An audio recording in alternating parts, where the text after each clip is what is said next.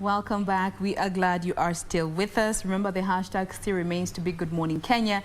At KBC Channel 1 is how you can always interact with us on Twitter. My handle is Jain Wambui. I do appreciate your feedback so far. I see Kelly is saying, I truly agree with you. Issue, yeah, referring to body parts with these two nice names needs to end because our kids need to know the reality. At the end of the day, if they do not learn from you, they will learn from somebody else. And as a parent, it is better that you be the source of reference for such information, and especially about your child's sexuality. Keep them coming in. We'll be addressing them as we continue on with this discussion. In studio, we have with us Maina. He is the country coordinator of International Youth Alliance for Family Planning, an organization that is all about, imparting knowledge and information. Now, let's get back to this whole conversation about sexuality, and especially for our children. And I want us to, off air, we're just having this talk about, the misconceptions that are out there, and especially when it comes to family planning and contraceptives. I'm using it quote unquote because we all have various ways of referring to some of these methods. And let's talk a bit about barrier methods, because from just what you have told us, age bracket here, 18 to 22, are those that are heavily affected by HIV and AIDS. These are young people straight out of high school, in the middle of campus, and this just goes to show that they are having unprotected intercourse. These misconceptions around barrier methods, it will prevent this, it will not do this. As a person in this area, what would you like to set straight about understanding the importance of protecting yourself, usiogope mimba, as opposed to diseases, because that is the actual reality. Young people these days fear pregnancy over contracting diseases. Yeah, so a good thing about barrier methods, especially like the condom is the most commonly used, is that it prevents both pregnancy and diseases. Yes. And it's actually very effective at that. Studies have shown if you use condoms correctly, they can prevent diseases up to 98% of the time. Yes. But that's if you use it all the time and correctly. And that's where most people go wrong, because people don't use it all the time. They assume, like, after the first few encounters, mesha juana. Yes. Exactly. But you'll actually continue from then, because you always need to be careful. And there's also some of the misconceptions, especially from guys, I will say, that it inhibits or limits the pleasure that you experience in such a situation. Yes. But I think that's a huge risk to take, because you're going to affect maybe the girl's life, potentially a child, and you're exposing yourself to having diseases. So I think discipline is actually the most important thing while using barrier methods. And even in university hostels, they usually a dispenser which gives condoms, though sometimes it may get empty. So the availability is actually increased, and so uptake is what's needed. What's lacking. Side, yeah. All right. Now, coming back to the Moth and the fact that the event that's going to be happening on the 20th, I believe, is in line with International Women's Day that we celebrated just the other day, a day where we get to just acknowledge the fact that we've come when it comes to dealing with problems that disproportionately affect women, and what more we need to do in line with this conversation around women empowerment. And as part of IYAFP, what is it that you would like to send across in terms of a call to action, or when it comes to addressing these issues that women face?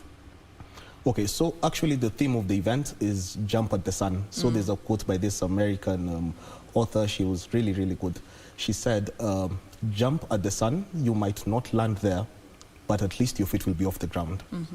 And with our fight for gender equality and solving all these issues, we need to be very optimistic in our efforts. We might not get there, but at least we're going to be better than where we left off. So I'd encourage young people as a call to action, be bold, be brave. These things affect us. And if they affect us, it's up to us to come up with a change. Talk about it, educate your peers, and be proactive, be strong. In whatever way that you can contribute to this conversation. Definitely. Little, grand, it all at the end of the day contributes to the progress that we want to see as a people. And for those who are watching us this morning and they're wondering how they can be part of this Moth event that will be happening, is it virtual? Because we're living in a time where everything has shifted to the virtual space. They would like to get more information in terms of what will be shared there. How can they be part of this movement? Okay, so the event is going to be on March 20th, as you said, from 5:15 p.m. It's going to be at the Kenya National Theatre, but just with a limited in-person audience. However, you can buy a ticket at www.themoth.org. Okay. You can actually pay via M-Pesa and join in virtually and be with us at home. All right. Now, when I was going through your bio, the first statement was you are a supporter of women's rights. Yeah. What brought that about as we get to close this conversation? I come from a family. We are 3 boys, so the only female is my mom. Went to an all-boys high school, so never sort of interacted with girls in that age. But university, when I was talking to my female friends, I noticed like the reality for them is a bit different from mine. Yeah. There's some barriers they may have. There's so much stigma, and it's really unfair. And for that, you have to like take a stand and promote the change. And as you're talking about male engagement, so even me as a guy coming up, speaking about it, showing that I'm an ally, it will also bring an effect. And also, as I told you, the health outcomes of seen in hospital, like women sometimes during birth die very unnecessary deaths by things we could just prevent by advocating more, spreading awareness, and just doing our little part, as you said, haba na haba. Yeah. Absolutely. Now, as we get to close this conversation, maybe somebody is watching us this morning and they also want to be part of the International Youth Alliance for Family Planning, as well as the Kenya Reproductive Health Youth Foundation, and if not be a part of it, contribute to the cause that you are also championing in form of different forms of assistance as they may come. How can they do so? First, you can follow us on social media at IYAFP Kenya, and also for Kenya Reproductive Health at KERHYF, KERHYF. Firstly, that's good. Secondly, you can also join membership. Yes. We have a wide base of volunteers. We're in 80 countries. In Kenya, we have a membership of 700 young people. So you can join in, participate in some of the advocacy events, and just volunteer with us. That could be a very, very big help. Absolutely. Well, thank you so much for being with us this morning. We thoroughly appreciate you for making time to be part of Good Morning Kenya. We have been speaking with Michael Maina. He is the country coordinator for International Youth Alliance for Family Planning, as well as the founder of the Kenya Reproductive Health Youth Foundation. Hey, hizo titles ni refu. Yeah. But thank you so much for being with us this morning. Thank you for having me. Social media handles once more? Personal at Twitter at Michael_M06. Yes. For IYFP Kenya at IYFP Kenya. And for Kenya Reproductive Health Youth Foundation at KERHYF. All right.